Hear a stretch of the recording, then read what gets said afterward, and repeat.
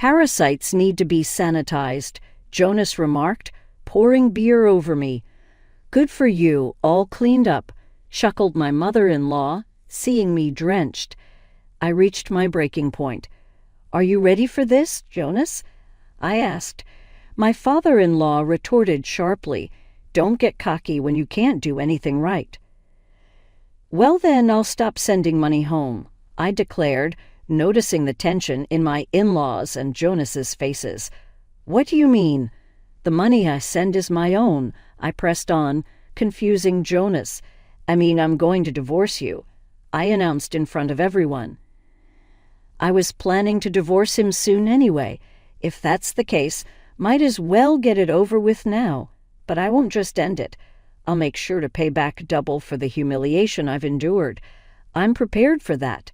Besides, opportunities always come unexpectedly for me. Now is the time. If I get divorced here, everything will go smoothly.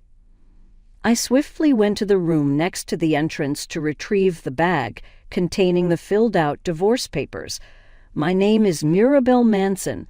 Currently, I'm helping out at my family's tea business, not just on the side, but as a salaried employee. Being a housewife is also my responsibility. My husband, Jonas, works at a general wholesale trading company, mainly dealing with hotel amenities. Jonas often complains about his job. There's a reason for that. Jonas's family used to run a hotel, which went bankrupt years ago. Even now in his mid-40s, Jonas might not have given up on his dream of running a hotel. On the other hand, my in-laws retired after the hotel's bankruptcy. I wonder where Jonas inherited his stubbornness from. He's not at an age to be dreaming anymore. I've started to think like that now that I'm 40. Apart from that, it's not easy because the in-laws have retired. They rely entirely on us. They're unemployed, with their only income being their pension, which they say isn't enough to live on. They ask Jonas for financial help. Of course, I'd be willing to help within reason, but the audacious in-laws are not satisfied with just that. They'd often come into our house uninvited, even eating food from the fridge without asking. There was even a time they ordered food without permission, expecting me to foot the bill. When I returned home, they simply said, "We told them you'd pay for it later. Hurry up and go." I know I can't cause trouble for the store, so I held back what I wanted to say. But when I returned home after paying, the in-laws had already left, leaving the room in a mess. Standing in front of the chaos, I was stunned. Meanwhile, Jonas came home. As soon as he entered the room, he exclaimed, "What's with this room?" I explained that my in-laws had come over and helped themselves to food and drinks.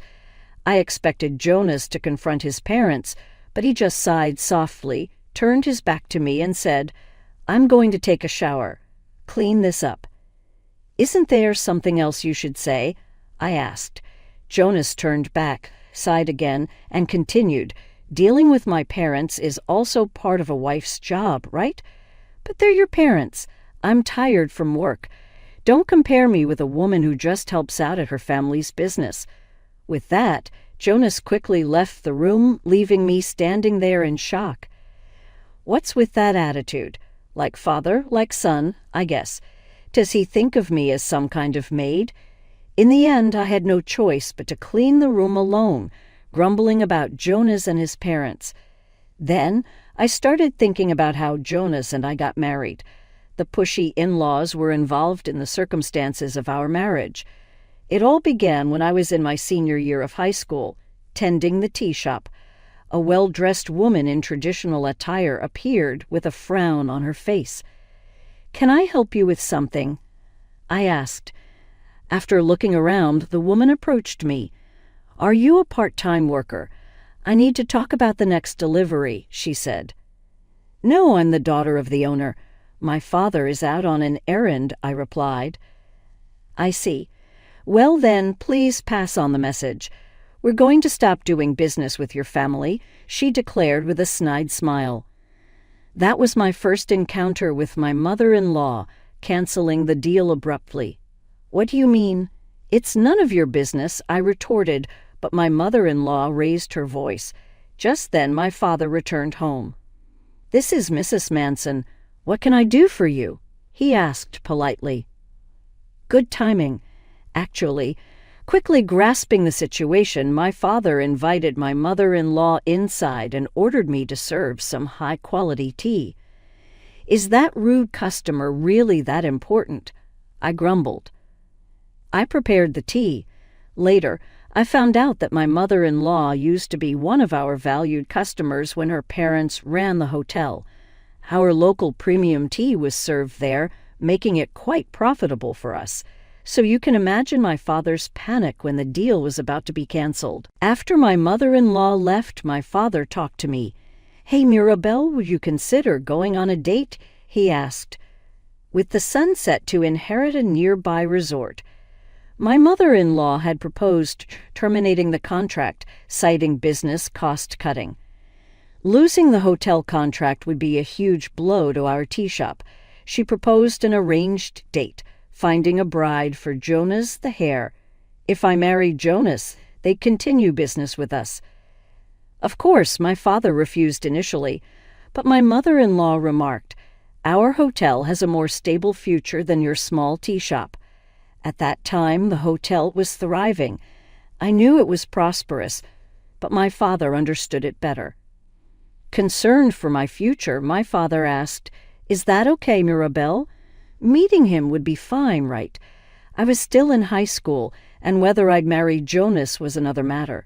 But arranged meetings through business connections were not uncommon. I wasn't a child anymore, and I knew that much.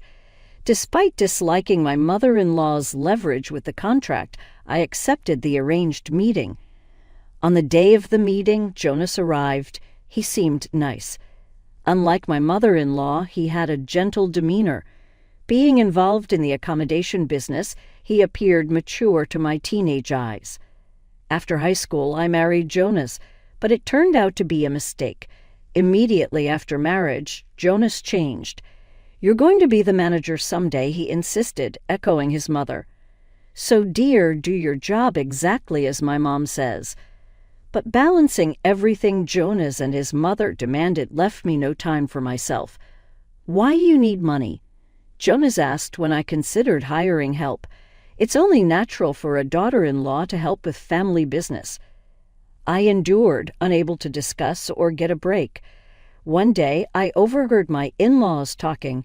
Returning to the office for a break, I hesitated outside the door. Inside, they discussed bankruptcy and loans. Before I could enter, my mother-in-law spotted me. "What's up, Mirabelle?" she asked sharply.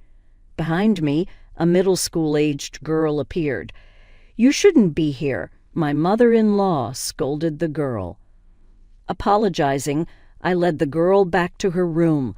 "I'm sorry for startling you," I told her. "Let's head back to your room, Sarah." Sarah's father was searching for her. "I apologize for any trouble," I said to him. Sarah smiled when I offered her a piece of cake. Returning to work, I overheard more about the hotel's bankruptcy. "It's your fault." My in-laws blamed me. Even Jonas looked at me coldly. But it wasn't my fault. A man had offered to help after the bankruptcy was decided. I owed it to Sarah's father for taking care of his daughter. He was the president of a company that managed hotels and such. He decided to take over the management of the hotel to repay the debts my in-laws had accumulated. He rehired all the hotel's employees and even paid their overdue wages. However, he wouldn't rehire my in-laws because their negligence had caused the bankruptcy. Meanwhile, he helped find a new job for Jonas, all because I earnestly begged him. "I really appreciate it. With this, we might just make it." I thanked Sarah's father many times afterward. Jonas successfully found a new job. Although the in-laws became unemployed, they were of age to receive their pension. I thought we could manage if I worked at my family's business, but that turned out to be too optimistic. Initially, the in-laws lived quietly on their pension, but gradually they returned to their intrusive ways. Complaining to them was of no use. They wouldn't listen. In fact, they got even worse. I started preparing for a divorce gradually. Then, there was the time they ordered delivery on my account. I couldn't stand it anymore and complained to the in-laws. My mother-in-law responded, "I'm sorry. I want to make amends. Come to our house with Jonas next Sunday." Before I knew it, more than 5 years had passed since the hotel's bankruptcy. I had been patient, but this was my last chance. Thinking that, I responded to my mother-in-law's call. The day after finishing my work, I headed to my in-laws' house. Upon arrival, there was a mountain of shoes at the entrance. I put my bag in a nearby room and headed to the living room. As soon as I entered, I was shocked. A large group of relatives was making a racket. "The reconciliation party has started. You're late, Mirabelle." Jonas, at the center of the commotion, called out to me. He was already drunk. "You're already drunk. How much did you drink?" Jonas and I had left the house together, and I had been working for about an hour. Jonas, on the other hand, should have come straight to his parents' house, so he had been drinking here for about an hour. How could he get this drunk in just an hour? As I was stunned by this, Jonas came closer to me. In the next moment, he pointed a glass at me. "We need to disinfect the parasites," he said, pouring beer over me. "Good for you, all cleaned up." My mother-in-law laughed as she saw me soaking wet. I had reached my breaking point. "Are you ready for this, Jonas?" I asked. My father-in-law retorted sharply, "Don't get cocky when you can't do anything right." "Well, then I'll stop sending money home," I said. In that instant, the expressions on my in-laws' and Jonas's faces stiffened. "What do you mean?" "The money I send is my own," I pressed on, confusing Jonas. "I mean I'm going to divorce you," I declared in front of the relatives. I was planning to divorce him soon anyway. If so, I might as well get divorced right here and now. But I don't intend to just get divorced and end it. I'll make sure to pay back double for the humiliation I've received. I'm prepared for that. Besides, opportunities always come unexpectedly for me. Now is the time. If I get divorced here, I feel like everything will go smoothly.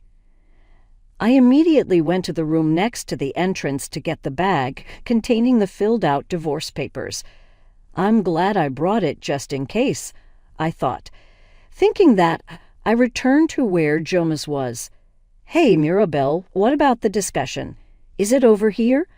I slammed the divorce papers in front of Jonas. At that moment, the noisy relatives fell silent. In the hushed atmosphere, I looked at my in-laws and Jonas, then calmly told them, "Sign it and bring it to my family home. Once I can confirm it, we'll start discussing alimony." "Hey, you're joking, right? A joke? There's no way," Jonas exclaimed. "I'm fed up with all of you," I said firmly. I looked back and forth between my in-laws and Jonas. Perhaps feeling overpowered by me, none of them said a word. I took a deep breath and then stood up gracefully. After looking over everyone who was causing a commotion, I finally announced, "Well then, please take care of the burden that caused the hotel to go bankrupt yourselves." With that, I left my in-laws' house amidst the murmuring relatives. On my way, I stopped at a convenience store to buy a towel, then went straight back to my parents' house. I explained the situation to my astonished father. After hearing my story, my father sighed deeply. "What a mess. Sorry, Dad." "You don't have to apologize. The circumstances are different now. Previously, my marriage was crucial for the continuation of our family business, but now my in-laws no longer run a hotel. Even if I get divorced, there's no worry about our business being affected. I should have said no from the beginning. I really put you through a lot. No, what's important is that you'll continue to be on my side, right?" "Of course." "Good. Then I need a little help." I smiled, then shared a certain plan with my father. With his support secured, I waited for Jonas to bring the divorce papers. But no matter how long I waited, Jonas didn't show up. If that's the case, I'll arrange for a lawyer first, I thought to myself. With that in mind, I started looking for a lawyer specialized in divorce issues. Just after finding one and having a discussion, I returned home to find my father and Jonas arguing in front of the shop. That's why I brought the divorce papers, and I have something to discuss with Mirabel. My usually gentle father was speaking in a harsh tone, seemingly following the plan I had laid out. Grinning, I approached Jonas. I called out to him from behind, "So you finally brought the divorce papers?" I was getting tired of waiting, Mirabel. "Where have you been?" Jonas snapped. "It doesn't matter where I was. Do you have the divorce papers?" I asked, reaching out my hand. Jonas turned away and handed me a brown envelope. I quickly checked the contents. Inside were the signed divorce papers. "Just so you know, we'll handle the alimony through my lawyer," I said. I was about to continue when Jonas looked at me intently and reached out his hand. "What?" "Don't play dumb." "The bank card," handed over. "The bank card for my account, the one where my allowance is deposited. I don't have it, though." "Don't lie. Who else would use it?" Jonas's loud voice made passers-by turn their heads. Feeling embarrassed, I let Jonas into the house. We moved to the living room to continue our conversation. Here's what Jonas had to say. After I left the house, Jonas, in a drunken state, signed the divorce papers. But once he sobered up, he began to feel anxious. There was no infidelity or such faults on his part, but splashing beer on me as a bad joke wasn't a good move. He didn't think that a loan would lead to the breakdown of our marriage, but he was sure a lawyer would pursue it, and if it came to that, it would be somewhat disadvantageous for him. In addition, various other procedures would arise. The expenses would increase and it would just be a hassle. So he was trying somehow to make me reconsider the divorce. That's when, while trying to come up with various schemes, he noticed at a store that the card he pulled from his wallet wasn't working. The card was a debit card, which directly withdraws from the account. Finding it strange, Jonas checked his account and realized it was empty. "This has never happened before. You must have stolen it," Jonas accused. "I don't know what you're talking about," I started to say when Jonas slammed the table. "If you're going to play these games, I won't pay a penny in alimony," he threatened. I grimaced instinctively. "Then how about I see you for theft, since we're getting divorced?" Jonas raised his voice even more. "Listen, I really don't have your cash card. I just did what I said I would," I explained, causing Jonas to frown. After thinking for a bit, he asked me again, "What are you talking about?" "The allowance. I told you I was going to stop it, remember?" I clarified. Jonas looked utterly confused. I couldn't help but think how clueless he was and spelled it out for him. "The allowance I mentioned includes you too." "What allowance for me?" Jonas asked back with a dumbfounded expression. The story goes back to right after the hotel went bankrupt. The in-laws became unemployed, and Jonas found a new job.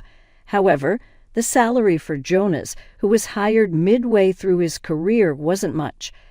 On top of that, we had to send money to the unemployed in-laws, so I started working at my family's tea shop. Of course, as a full-time employee, I added the money I received from Jonas as an allowance to the money I sent to my in-laws as their allowance. Afterward, what remained of Jonas's salary became our living expenses. However, this meant Jonas's allowance was inevitably short. "Then where does my salary go?" Jonas demanded. "It went to this month's living expenses. We broke up before I could transfer your allowance. I hadn't transferred the allowance. That's why Jonas's card wasn't working." "What about my allowance going forward? If you budget well, you should manage, right?" I suggested. "No way," Jonas crumbled. I smiled at him mischievously, holding up the divorce papers. "I've got the signed divorce papers now, so it's too late to back out." Okay, Jonas eventually left, shoulders slumped. After a while, I received numerous calls from my in-laws. I answered a few times, but both my mother-in-law and father-in-law kept repeating the same thing. Do you intend to repay kindness with ingratitude? What are you talking about? Have you forgotten how we helped your family's tea shop? Indeed, it might be said that my family's shop was saved from bankruptcy because the contract with the hotel continued. But that hotel went bankrupt a few years after I got married, so it was just that level of a contract. In short, it's uncertain whether my family's tea shop would have gone bankrupt without the hotel's contract. Moreover, they were likely planning to drive the tea shop to bankruptcy depending on my response. Now that they've brought this up, all I can say is that it puts me in a difficult position. Besides, I believe I've repaid that favor with my unpaid work, including the subsequent support. That's why I declared to my mother-in-law, anyway, we're divorced now, so no matter what you say, I won't be sending any more money. With those words as my last, she hung up the phone. Since then, there have been no more calls from my in-laws. This settles it. Now I just need to push Jonas a bit further, I thought, smirking as I awaited the right moment. Meanwhile, I proceeded with the divorce formalities. To avoid meeting Jonas directly, I had a lawyer handle the alimony discussions. Surprisingly, the process went smoothly, apparently because Jonas was quite downcast. But I wasn't about to forgive him just for this. How he managed to arrange the money seemed he borrowed from someone, but that was no longer my concern. As the day I had eagerly awaited arrived, I headed to Jonas's workplace, feeling jittery. While I was talking at the reception, Jonas came out. Seeing me, he raised his voice. "What are you doing here, Mirabelle? I've got some business to attend to. Are you still planning to cause me trouble?" Ignoring everyone around, Jonas continued to shout, "Having you here is just a nuisance. In such a big company, you're better suited to a poor, small tea shop." I just listened in silence as employees around us started to calm Jonas down. But then Jonas began saying this to everyone around. "This woman is my ex-wife, a bringer of bad luck. Because of her, my family's hotel went bankrupt. If she stays here, this company will go bankrupt too. She should be kicked out immediately." That's how shamelessly Jonas was spreading the word. As I wondered what to do, a loud voice echoed, "What's all this commotion about? My ex-wife came here to disrupt our business? I'll send her away right now." Jonas cowered. "Ex-wife." The manager turned his gaze towards me. "You're already here, Miss Evans." Evans is my maiden name. After divorcing Jonas, I had reverted to my maiden name. I was called here, but this treatment is a bit. I showed my displeasure immediately. Manager West's expression changed. He turned back to Jonas, beginning to scold him fiercely. "Hey, Manson, enough is enough. How dare you treat an important guest like this?" "But she's my ex-wife. She's an important client," Jonas stammered. The manager dragged him away somewhere. A few minutes later, Jonas returned with a pale face, and Manager West was also there. "You're a company executive. What's that all about?" It seemed Jonas had finally grasped the situation. Actually, I was there for a business discussion with Jonas's company. My company deals with antibacterial materials made using kakin, like towels among other things. We also sell sweets made with tea. I came for discussions related to these products. Jonas's company had shown interest in antibacterial towels to use as amenities in hotels they supply. "When did you start a company?" "Right after the hotel went bankrupt. When I started placing my homemade sweets in a shop after the hotel's bankruptcy, I began efforts to increase my family shop sales. One of these efforts was diversifying our products, including tea-related items. The first was my homemade sweets. Initially, it was more for promotion than as a product, but they became unexpectedly popular, and a woman suggested commercializing them. That led to starting the confectionery business, which became a hit as a souvenir. Then I ventured into further product development, utilizing the kakin found in tea. While similar products were already on the market, Having connections from my time working at the hotel gave me an edge. I thought there might be demand for these as amenities because it was successful. I officially established a corporation. This was our first business discussion. "Why didn't you tell me?" "There was no need to tell you. We're divorced, that is." "Well, good luck with your work," I said to Jonas and headed to the company's reception room with Manager West. Afterward, the business discussion with Manager West concluded successfully. I secured a satisfying contract.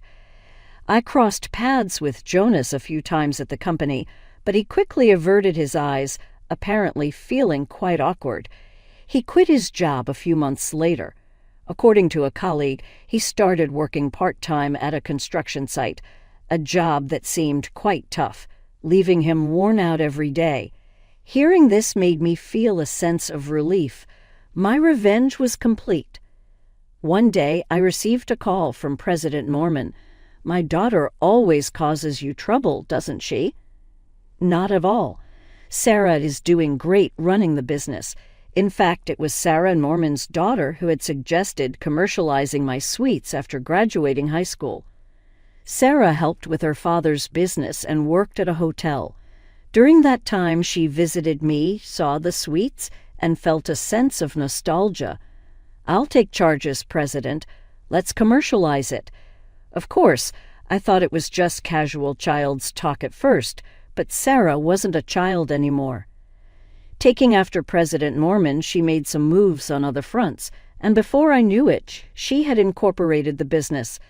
That company is where I work now, selling sweets made with tea. So I thought President Norman was worried about Sarah and contacted me, but as we talked, I realized that wasn't the case. "A guy I know tried to sell me your company's products." "Oh, the sweets or the kakin materials?" "The kakin materials. He was suggesting we use them as amenities in hotels." I was completely confused. After all, Sarah had already pitched them to President Norman. Why would it happen like this? President Norman explained the situation to me when I asked. It turns out a man had bought the rights to the product from someone. However, the sellers were none other than my former in-laws. It was a part of a premeditated scam. After hearing about me from Jonas, they plotted this fraud. "Because it's my daughter's company, I immediately knew it was a scam," he said. "I see. It seems they've been caught, but depending on your response, they were willing to settle things quietly. It appeared that if I showed leniency towards my former in-laws, they would let it slide. There was no way I was going to do that," I replied with a smile. "Please turn them over to the police." After hearing my response, President Norman ended the call. Later on, my former in-laws were arrested for fraud. They claimed until the end that I was involved. Of course, the police inquired about it, but my response was as you would expect. It's true they are my former in-laws, but this act was out of spite against me. I had no involvement. Ultimately, it seems that this single statement made my former in-laws come to terms with the situation. They are now complying honestly with the investigation. They might end up with probation or some form of criminal penalty. Even so, I hope they reflect deeply on their actions. Meanwhile, I'm busy with my days. I never thought that products made with tea would become this popular. However, I have one goal now, to attend Sarah's wedding and make sweets for her. Jonas and I never had children, so I can't help but dote on Sarah as if she were my own. That aside, I haven't given up on remarrying. If the opportunity arises, I'd love to remarry, especially to someone who appreciates tea-based sweets. That goes without saying.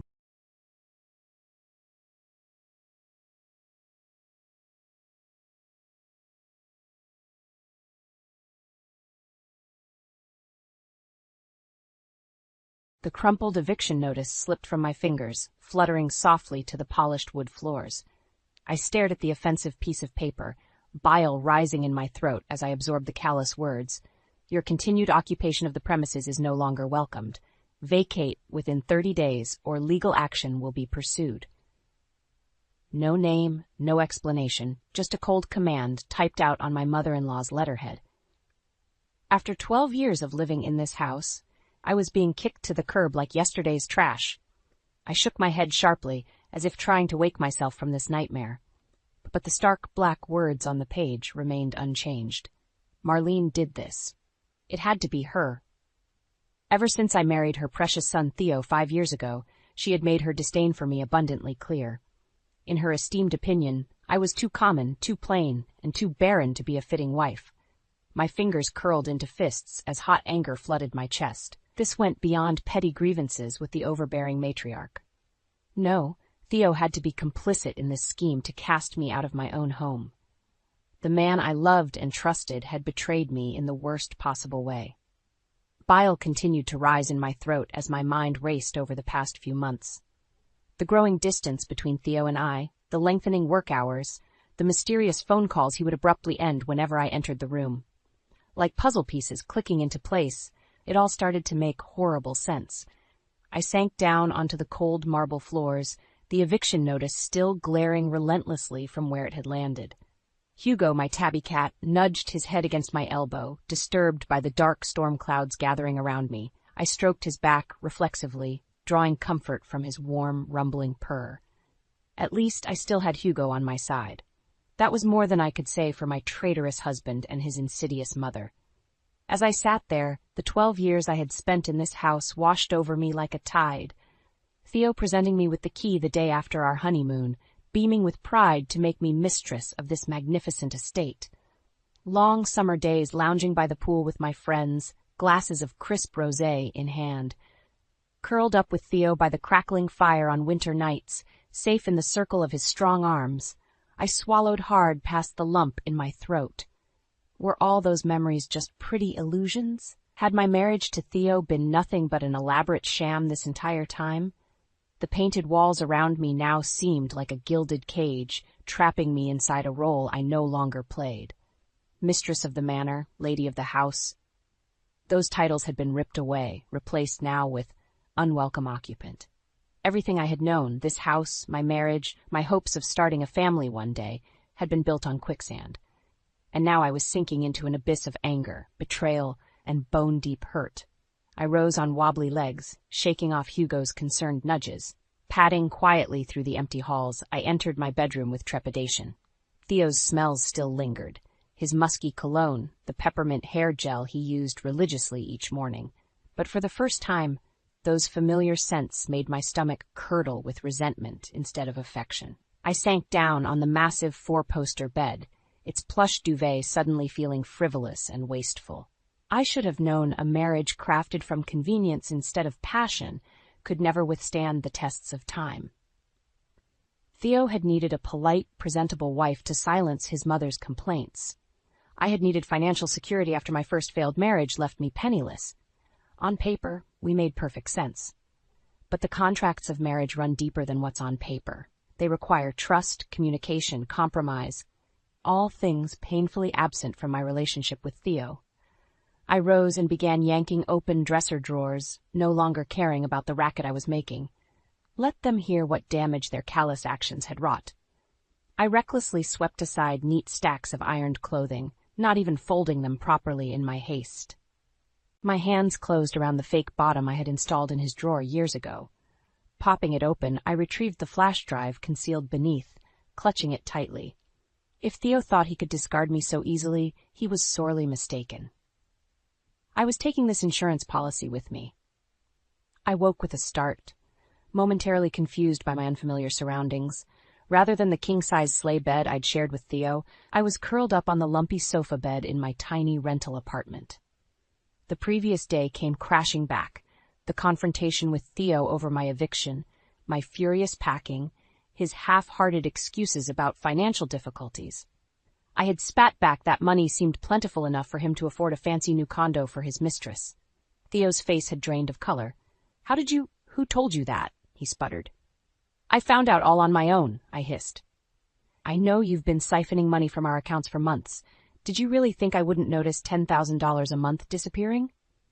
He raked a hand through his hair, refusing to meet my livid gaze. Alara, I swear, she didn't mean anything to me. It was just a stupid fling. Save it, I snapped, clenching my fist so I wouldn't succumb to my urge to slap him. This isn't about her. This is about you lying to my face, betraying our vows, and deceiving me. I turned on my heel, abandoning him to deal with the movers. My departure was satisfyingly dramatic, but my triumph soon faded, replaced by bone-deep hurt and anger. I rose unsteadily from the lumpy couch, my back protesting yesterday's frenzied activity. At least Theo's credit card had been useful for furnishing this depressingly bare apartment. I hope the $5,000 bill gave him a nice slap in the face. I filled Hugo's food bowl on autopilot, my thoughts churning darkly. How could I have missed all the signs these past few months? Thinking back, it was painfully obvious. Theo's late nights at work, his constant distraction whenever we talked, the locked study I was now barred from entering. An icy sensation trickled down my spine. The locked study. In my hurried packing yesterday, I'd forgotten to retrieve my laptop stashed in there. Cursing under my breath, I grabbed my keys and headed for the door. Time for another unwanted trip to the scene of this betrayal. Maybe I'd accidentally smashed something expensive on my way out. 20 minutes later, I stood outside the formidable wrought iron gates that marked the entrance to what used to be my home. I stared bitterly at the ostentatious double doors and sprawling columns. What a fool I'd been, thinking I belonged behind those gilded walls. Squaring my shoulders, I strode up the winding driveway, steeling myself for another confrontation. Before I could knock, the door was wrenched open abruptly. Marlene's piercing eyes raked over me disdainfully. "Well, well, I thought I made myself clear about you not being welcome here anymore," she said coldly. Behind her tailored skirt and silk blouse, I caught a glimpse of suitcases stacked in the foyer. My eyes narrowed. "Going somewhere, Marlene? That's none of your concern. State your business and then kindly leave." I crossed my arms. I need to get some personal items from the study. It will just take a moment.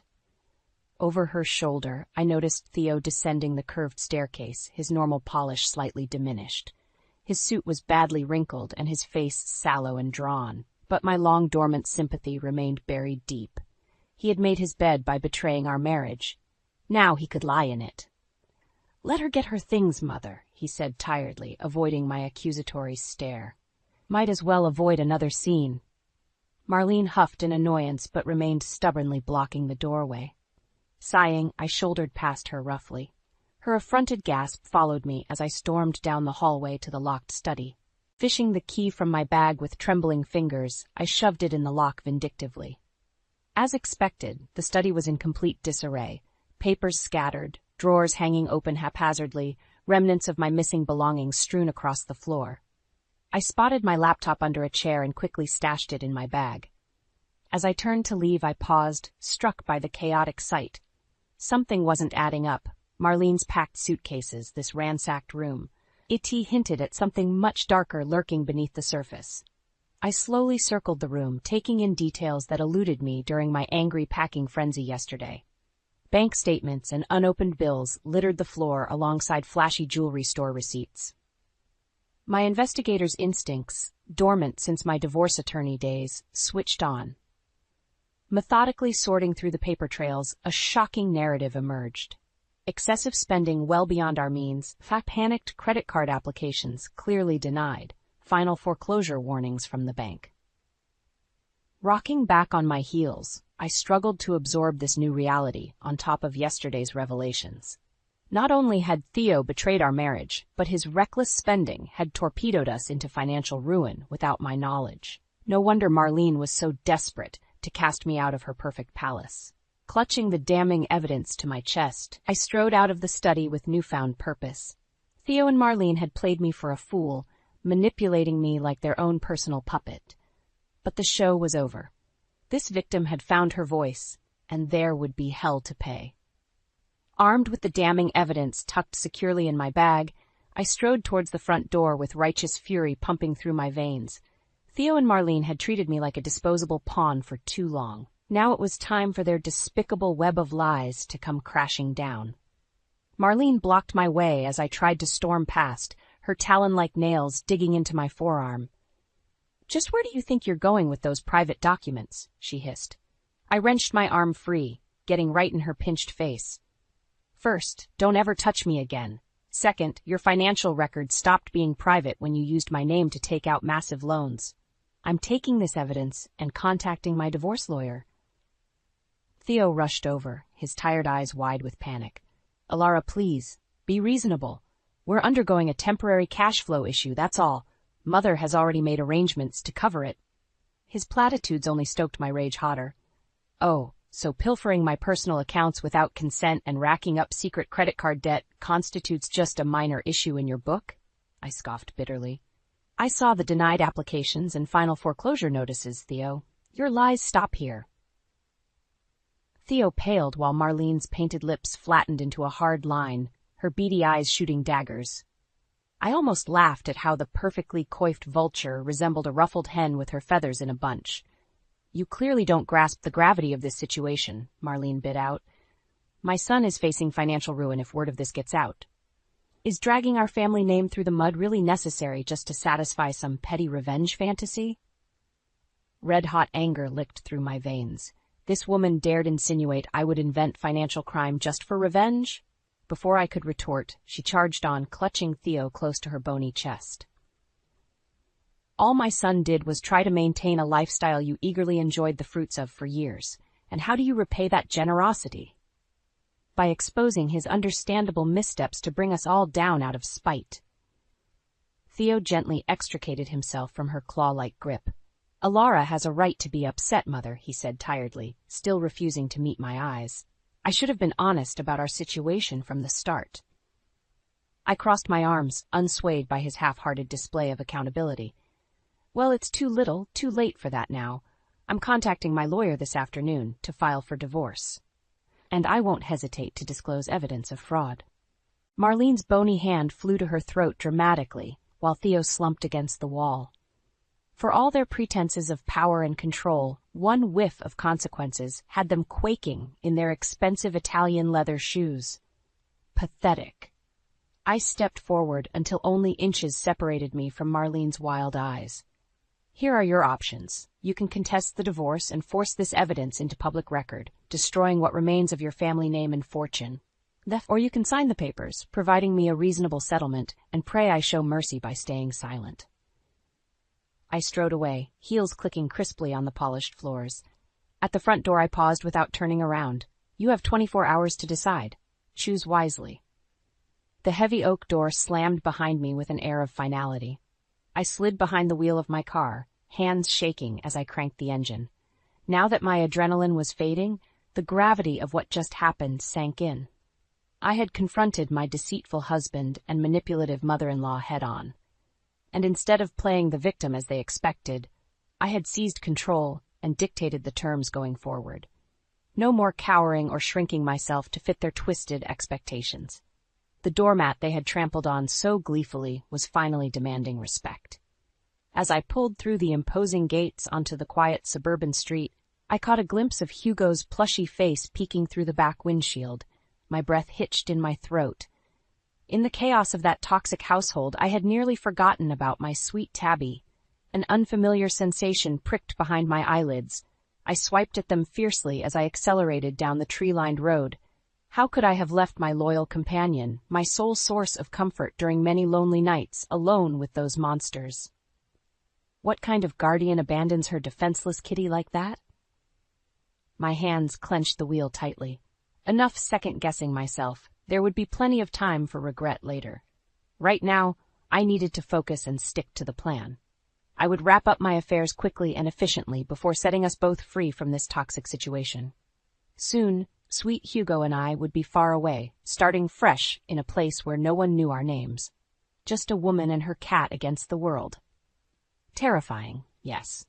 But anything seemed better than staying trapped in this twisted web of betrayal and lies. 2 weeks had passed since I stormed out of Theo and Marlene's den of lies.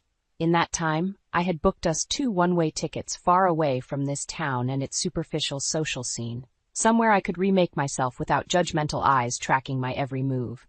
The divorce was progressing rapidly now that Theo had acquiesced to my demands, perhaps hoping I would show mercy if he played nicely. But I harbored no misguided sympathy for the man who had deceived and used me for years. His pleas for another chance now rang hollow when I reflected on all the nights I had cried myself to sleep, wondering what I did wrong, why I couldn't get pregnant, no matter how hard we tried. At least I found grim satisfaction in witnessing his empire of lies crumble. Without my financial contributions and social connections, Theo's business deals rapidly dried up. Under scrutiny from investors about some accounting discrepancies, his scheming mother was booted from the board of directors, losing her seat of domineering power. She had always prioritized profits over ethics. Now, with their dirty laundry aired like musty old sheets, the Jennings name attracted only wary side eyes and hushed gossip instead of envy. Good riddance. Let the vultures circle and the wolves descend. They made this bed. Now they could lie in the ruins that remained. The day before my departure, I found myself reluctantly driving past the cul-de-sac that once led to such a grand house of lies. Grim satisfaction flooded me at the sight of the imposing wrought-iron gates now obstructed with somber eviction signs rather than luxurious gardens. But peering closer, I spotted an elderly woman lingering alone with her suitcase on the sidewalk, wildly dialing some number. As she turned, recognition slammed me in the gut. Marlene's once commanding presence had diminished into a frail, defeated shell of her former self. Her arrogance had crumpled alongside the financial empire she was so proud of. An uncomfortable twinge stirred in my chest before I quashed it down.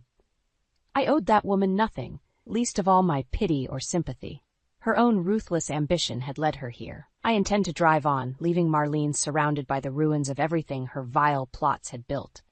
But Hugo meowed loudly, gazing back with imploring eyes. Cursing myself for a soft-hearted fool, I pulled to the curb and lowered the passenger window. "Do you need some help?"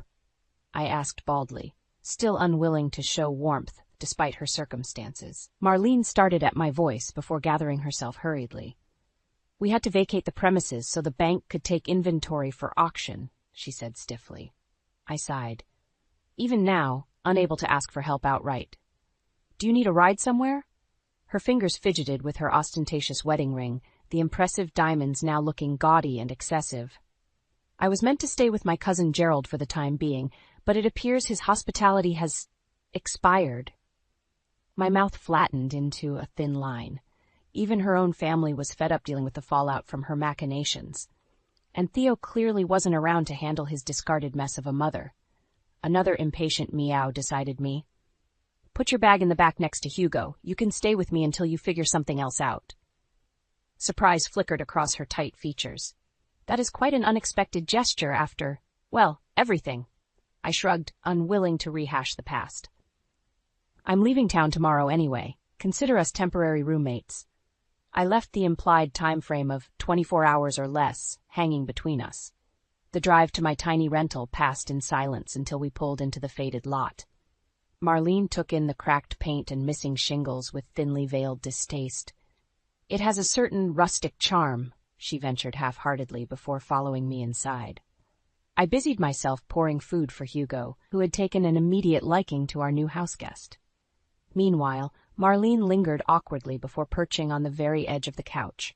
Our forced intimacy felt surreal after over a decade of cold disregard from both sides. As we picked at leftover takeout later on, polite strains of conversation gave way to candid reflections about the future, prompted perhaps by the bottle of wine I dug up. I discovered Marlene's dream of teaching music one day. In turn, I confessed my burning desire to move somewhere warm and sunny, far removed from the Illumina social fishbowl, to take up gardening.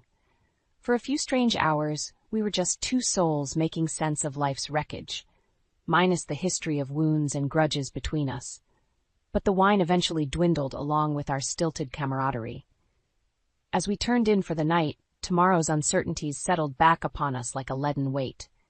I jolted awake the next morning, momentarily forgetting about my unexpected houseguest. The aroma of freshly brewed coffee drew me out to the cramped kitchenette. Marlene stood rigidly by the ancient stove, wisps of gray hair escaping her normally immaculate updo.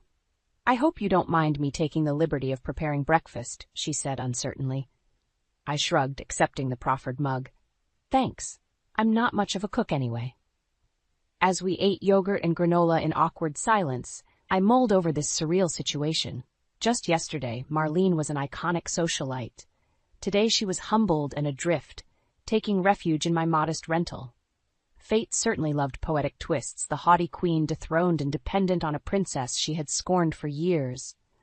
I couldn't deny feeling a slight buzz of schadenfreude watching Marlene in yesterday's rumpled Chanel grimace at the dated avocado appliances. I cleared our dishes brusquely, anxious to escape this strange familiarity. Marlene lingered at the table, gnawing her lip. "Have you given any thought to what comes next, after?" Her unspoken words hung heavy between us. After she left here. After I moved away to start fresh. After the final guillotine blade of divorce severed me from the only life I'd known for 12 years. I scrubbed the plates harder, avoiding her piercing gaze as I pretended fascination with a bit of stuck egg. The truth was I actively resisted peering too far down the lonely road of singlehood stretching before me. Despite everything, searing pain gripped my heart, imagining never seeing Theo's crooked smile first thing in the morning, or hearing his off-key singing in the shower. Through betrayal and deception, parts of me still clung to the comforting refuge of us. Of course, I couldn't confess these weak sentiments to Marlene. Clearing my throat roughly, I turned to face her with forced conviction. "I have a flight booked to Arizona for later today. Once there, I'll start job hunting so I can afford a small place just for me and Hugo." My voice hitched slightly over our names. Eventually, I might even try dating again, but for now, it's enough to just live simply without toxic people around. I expected Marlene to flinch at the thinly veiled barb. Instead, her eyes softened with what looked strangely like empathy. "The future is often murkier than our best-laid plans anticipate," she said slowly. "Perhaps if I had adopted your openness to unexpected possibilities years ago, things would have played out quite differently." I raised a skeptical eyebrow, certain this was a transparent attempt to diminish her culpability. But Marlene raised a staying hand. "You owe me nothing, least of all an audience for my regrets. Suffice it to say that pride and fear of vulnerability blinded me to what truly mattered until it was too late." She glanced down, blinking rapidly, while I shifted awkwardly. I had steeled myself to confront Marlene's haughty indifference once more, only to be thrown by this display of humility. But I hesitantly filled the silence, voicing a question that had plagued me for years. "Why did you dislike me so intensely from the beginning? I tried everything to win your approval and make Theo happy." My voice cracked pathetically on his name. So much for indifference. Marlene seemed to fold into herself, and for the first time I glimpsed hints of a heavy burden weighing down her ramrod posture. "You represented warmth, spontaneity, sincerity, everything I lost touch with long ago in my quest for the perfect family image." She gazed out the dingy window. "Rather than inspire me to reconnect with life's joys, your vibrancy only magnified my own isolation, so I sought to diminish what I envied." Her poignant confession landed between us with the weight of a thrown gauntlet, unexpected but impossible to ignore. I sank slowly onto a creaking chair, shoulders slumping, too exhausted to even summon anger over so many wasted years chained to her warped insecurities and judgments. Perhaps sensing my fatigue, Marlene lightly touched my shoulder. "The past can't be altered, but the future awaits whatever we choose to carry forward or leave behind." With that enigmatic remark, she quietly retreated to the bathroom, granting me space to process this overdue revelation. Through the dingy window, I glimpsed my car stuffed with 2 lives haphazardly thrown together, aiming only for distance from the ruins of experience. Gathering courage, I whispered a promise, one life I could still get right. I zipped my bulging suitcase with finality, scanning the cramped room for any last-minute items. Today was an ending, the closing of a chapter filled with betrayal, heartbreak, and finally empowerment. Soon Marlene and I would part ways at the airport to embark on uncertain futures that no longer involved the toxic Jennifer men. Marlene perched elegantly on the sagging sofa, though her normal, perfectly pressed attire was rumpled after a night on the lumpy pullout. I hesitated, feeling I should say something, but uncertain where we stood after last night's emotional conversation. Before the awkward silence could stretch too long, my cell phone lit up with Theo's handsome face. Still conflicted over seeing his smile every day in my photos, I silenced the call. I owed him nothing more, especially on my last day in this godforsaken town. Let me guess, another pathetic plea for reconciliation? Marlene asked dryly. When I nodded tersely, her mouth flattened into a hard line. Clearly the consequences of his abhorrent behavior haven't fully penetrated that thick skull yet, if he believes sweet words can erase the past. I bristled slightly at her criticism. Theo cheating didn't negate over a decade together when I still sometimes slipped and thought of him as my partner rather than soon-to-be ex. Sensing my hesitation, Marlene leaned forward, eyes flashing. Elara, listen to me. Men like Theodore never change. They simply find new victims once the current one finally resists being used and lied to. You deserve so much better, and I won't have you throwing away this fresh start because of some misplaced longing for a man incapable of valuing your beautiful spirit. Her passion threw me. Marlene despised vulnerability, preferring to manipulate scenarios from behind the scenes. This fierce display revealed glimpses of the motherly protector she kept buried beneath ambition and stone-faced control. Seeing warmth emanating from someone I had long dismissed as an icy villain both rattled and touched me. Rather than grapple with complex feelings, I straightened briskly and reached for my suitcase. We should get going. I still need to drop you at the airport. The drive passed swiftly as we purposefully avoided tender topics or future plans. But pulling up to the terminal's bustling curb, melancholy still permeated the cramped space. Our paths were unlikely to ever cross again after today. Nostalgia flickered briefly for the friends we could have been under different circumstances before I quashed it down. No point getting mired in fruitless what-ifs. I climbed out and retrieved her small bag from the back seat. Facing each other squarely for likely the last time, echoes of the past hovered ghostly between us. Years of rivalry and resentment now faded into exhaustion and regret in the light of present upheaval. Surprising us both, I stepped forward and briefly hugged Marlene's fragile frame, feeling sharp shoulder blades under my palms. She squeezed back tightly for a breath before drawing up sternly, lips quivering slightly. With a mute nod that conveyed volumes, she walked briskly through the sliding doors without a backward glance. Watching her departure, I exhaled slowly, unexpectedly feeling lighter and oddly at peace. The bitter old vulture had faced her long-overdue reckoning, but the broken woman moving cautiously into an uncertain future now seemed unshackled from former bonds of perfectionism. I lingered a few moments more in the idling car, staring sightlessly across the bustling lanes of traffic. Then Hugo meowed insistently from his carrier, jolting me from troubled thoughts. Our new life awaited far from this place of ghosts and shadows. After dropping Hugo at the special pet boarding area with strict personalized care instructions, I headed toward the crowded security queues. But barely 20 steps later, familiar polished loafers appeared in my peripheral vision.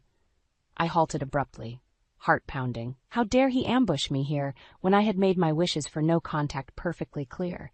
I pivoted slowly to face Theo, taking savage satisfaction as his innately poised countenance wavered under my blistering glare. The weeks following my departure had clearly taken their toll. His Armani suit, hung loosely off a gaunt frame, and stubble peppered his normally smooth jaw. But I staunchly barricaded any softening behind bitter memories of his callous betrayals. Drawing myself up rigidly, I brushed past him without a word, refusing to indulge this confrontation or be manipulated yet again by his excuses and platitudes. But his hand gently caught my wrist, halting my furious momentum. Elara, please wait. I know you owe me nothing after how despicably I acted. But we meant too much once for it to end this bitterly without closure. Just hear me out, and then I'll accept whatever choice you make. I wavered. His simple dignity contrasted starkly with prior vigorous denials. Sensing my hesitation, Theo guided us gently to an empty waiting area, his familiar earthy scent briefly distracting, before I caught myself leaning closer instinctively. No more damning self-deceptions. I would hear him out, but my erstwhile prince had forever forfeited the privilege of my trust. Settling reluctantly across from him, I crossed my arms and waited. Theo fiddled with his silver wedding band, gathering courage under my expectant stare. When the stretching silence became unbearable, I prompted impatiently, "Well, you insisted on this intrusion, so talk." He raked a hand through prematurely graying hair. "You deserve the full truth about her. About everything. My nails carved crescents into my palms. That wounds were still so raw, even her pronoun felt like lemon juice highlighted my pathetic inability to move on fully. Sensing my lingering fragility, Theo's eyes softened. Alara, she never mattered. Not like you. It was just a stupid conquest to feel young again with too much booze and flattering attention. I cut him off sharply. Your asinine midlife crisis doesn't justify the deliberate choosing of infidelity. You squandered precious years we can't recover. My voice broke on the last word. You're completely right. Nothing forgives what I did. Theo stared beseechingly into my eyes, but hardest to admit has been facing the underlying reason this recklessness felt so compelling. He took a shuddering breath. I was terrified of truly being there for you emotionally after the last miscarriage. Easier to escape into late nights at bars rather than wrestle with feeling like a failure as your husband. Unwelcome sympathy pricked my conscience, hearing the depth of his private demons before I set my jaw firmly. His weakness didn't exonerate deeply scarring betrayal. Sensing he hadn't earned the right to my absolution yet, Theo leaned forward urgently. That day you collapsed in the foyer. I ignored 10 panicked messages from Julian to jet off with her instead. What kind of man abandons his wife unconscious and bleeding? His broad shoulders shook with rare vulnerable emotion. The affair ended that very night once guilt overruled the thrill of pretended escape. But like a coward, I just doubled down on secrets instead of confessing. Despite myself, hot tears trailed down my face at the excruciating image. Seeing my distress, he cautiously extended a tentative hand. When I didn't pull away, he enveloped my icy fingers in consoling warmth. Alara Jennings, you have been my steadfast anchor through lost jobs, family deaths, all of it.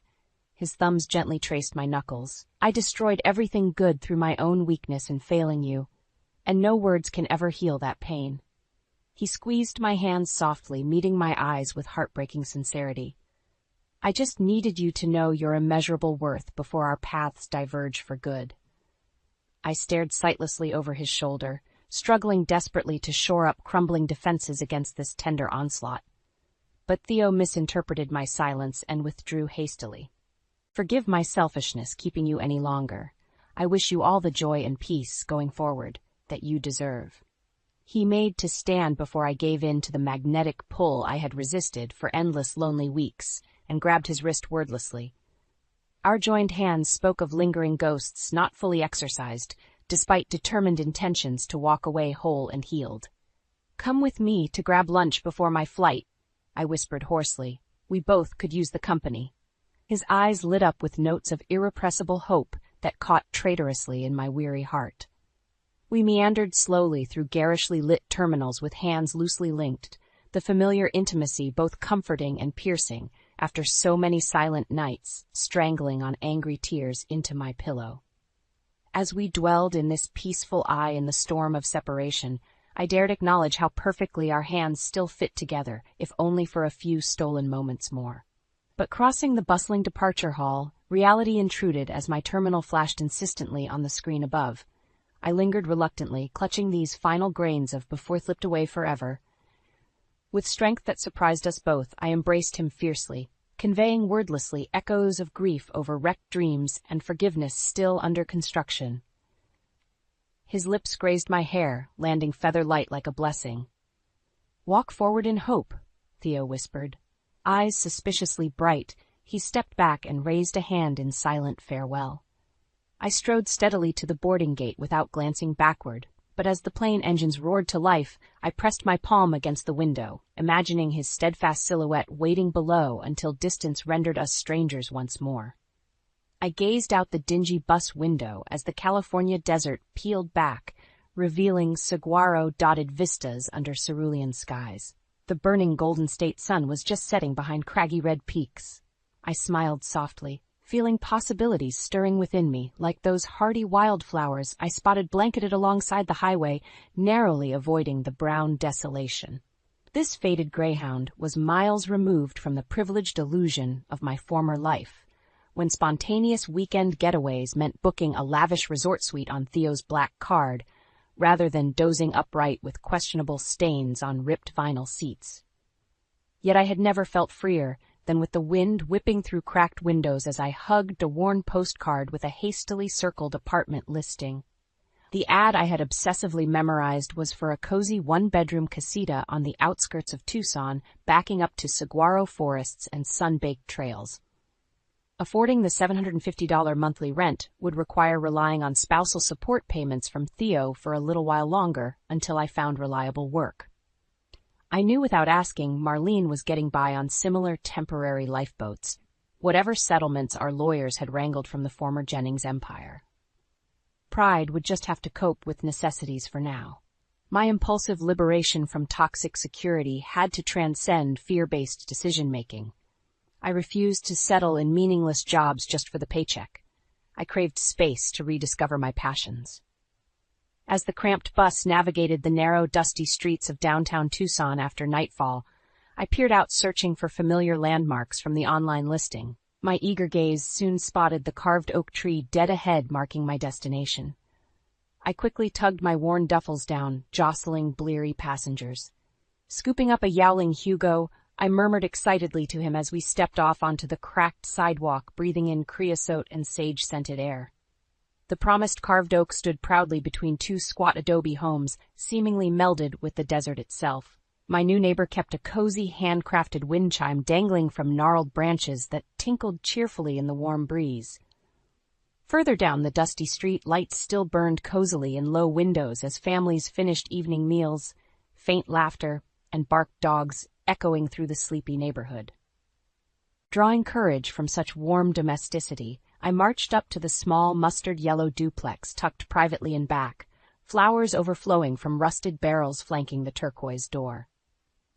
My new landlady, Sylvia, emerged at the sound of gravel crunching under my feet, her deeply lined and weathered face cracking into a brilliant, welcoming smile. Dried lavender sprigs woven through thin braids spilled across her faded peasant blouse as she drew me into an unexpected embrace, redolent of sweet sage and cornmeal. "Alara, so wonderful you made it safe, dear heart. Don't be shy now. Come in, come in. I have your unit all ready for occupants big and small." Her musical voice held echoes of the multicultural Southwest as she scooped up Hugo and cooed nonsense sounds at him. My anxious shoulders relaxed at her easy affection, and within 15 minutes, all my earthly belongings were tucked cozily into the lovingly decorated one-bedroom overlooking fragrant flowering bushes alive with birds. Sylvia proudly demonstrated the shiny oven and gurgling fridge she had picked up secondhand, especially with me in mind, before stuffing my hands with homemade tamales and departing with another fierce hug.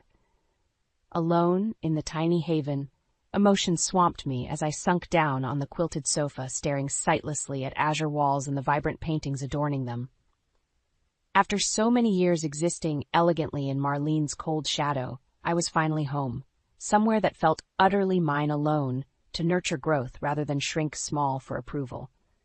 I didn't bother fighting grateful tears. Let them flow freely to cleanse old wounds so something fresh and resilient could take root. Even Theo's framed face smiling down from my bedside table no longer constricted my heart as it once had. Simply a bittersweet reminder that seasons change, but the essence of who we are remains if we nurture truth within. Curled under a faded quilt watching the moon rise with Hugo purring softly beside me, I made a silent pledge. Never again would anyone dictate my worth or potential. I was finally choosing to live rather than just survive.